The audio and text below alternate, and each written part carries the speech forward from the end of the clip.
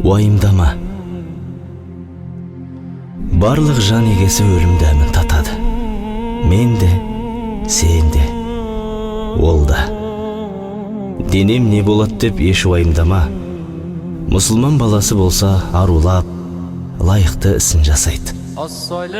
Киімдеріңді шешіп, жуындырады, кебіндейді.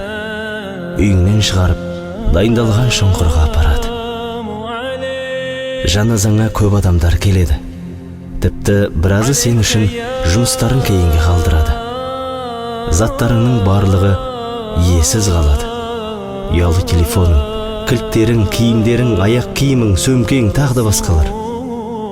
Егер жанұяң пайдасын білсе, заттарыңды сауабы тиер деп басқаларға таратар.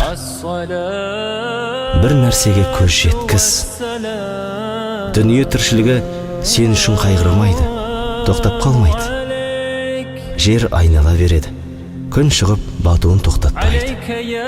Жұмыстағы босаған орныңа басқа біреу келіп орналасады. Дүние мүлкіңді мұрагерлерің бөліп алады. Ал сен сол кезде таудай нәрсемен шаңның тозаңында істерің үшін есепке тартылып жатасың. Қайғырудың түрлері көп. Сыртыңнан ғана білетіндер, ол да кетті дейді. Дос жарандарыңның қайғысы сағаттар ғана. Аздан соң өз қалыптарына, күлкілеріне қайта оралады. Терең қайғы үй ішінде. Апта, ай қайғы жамылар. Сонан соң архивтен орын табасың. Адамдардың арасындағы қиссаң аяқталды. Ол күні адамдардың мақтау мадақтары пайда бермес. Сөгіп жамандауларынан да еш зиян тартпайсың.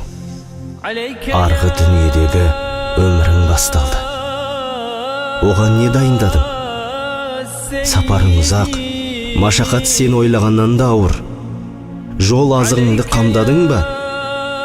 Ауыртпашылығын жеңілдететін амалға ұмтылдың ба?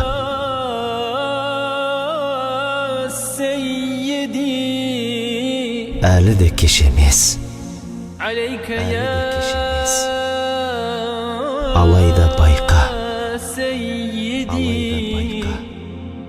Соңғы сапар аяқ астынан басталып кетуі мүмкін.